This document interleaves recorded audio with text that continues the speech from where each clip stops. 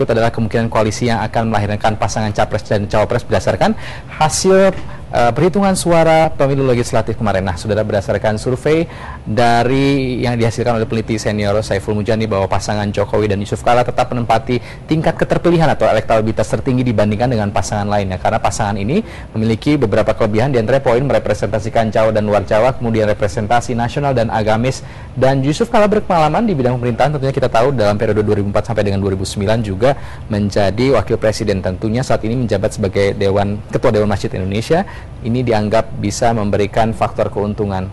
Nah, yang dianggap kemudian menjadi kekurangan karena kedua tokoh ini sama-sama punya warna yang sama karena berlatar belakang pengusaha, sehingga dianggap cenderung mengambil kebijakan yang bersifat praktis. Nah, kita akan lihat lagi bagaimana kombinasi dari pasangan capres dan cawapres. Bagian kedua kita akan lihat masih memungkinkan kombinasi dari Joko Widodo dengan Mahfud MD jika dipasangkan, karena kemungkinan kuat PKB akan merapat kepada PDIP. Di sini Mahfud terlihat mempunyai basis Nahdlatul Ulama dan juga diperkirakan akan meraih dukungan dari PKB. Mantan Ketua Mahkamah Konstitusi ini, saudara, juga dikenal bersih dan tegas dalam penegakan hukum selama ia memimpin. Tetapi juga kita harus melihat adanya unsur kelemahan dari kedua pasangan ini jika dipasangkan kedua orang ini. Jika dipasangkan, mereka tidak merepresentasikan komposisi dari penduduk Jawa dan luar Jawa.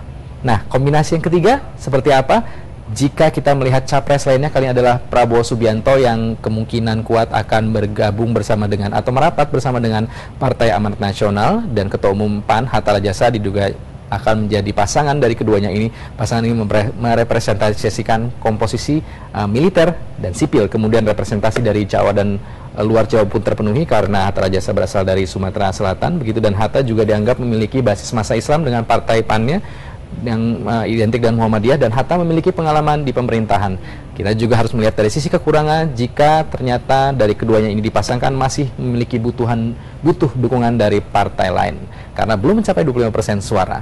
Nah, sementara untuk kandidat yang ketiga, Abu Rizal Bakri, jika memang tetap masih akan maju dan kemungkinan masih mencari suara lain yang berasal dari Demokrat, akan dipasangkan dengan Pramono Edi Wibowo. Maka pasangan ini juga memiliki keunggulan merepresentasikan sipil militer, kemudian perwakilan dari Jawa dan luar Jawa, di mana Pramono Edi Wibowo berasal dari Jawa dan Abu Rizal Bakri berasal dari Lampung. Sementara suara partai dianggap gabungannya sudah memadai dan ini cocok untuk memajukan calon presiden. Tetapi hanya saja bicara soal tingkat keterpilihan atau elektabilitas dari Pramono Edi berdasarkan survei tidak terlalu tinggi, sehingga dikhawatirkan tidak berpengaruh banyak untuk mengangkat elektabilitas Ical yang sejauh ini berada di bawah Jokowi dan Prabowo. Itu tadi prediksi dari tim produksi kami, produser kami, yang melihat kemungkinan pemasangan dari ketiga capres yang sudah mendeklarasikan diri dengan kombinasi di antara ketiganya dengan cawapres pilihan berdasarkan peneliti senior Saiful Mujani.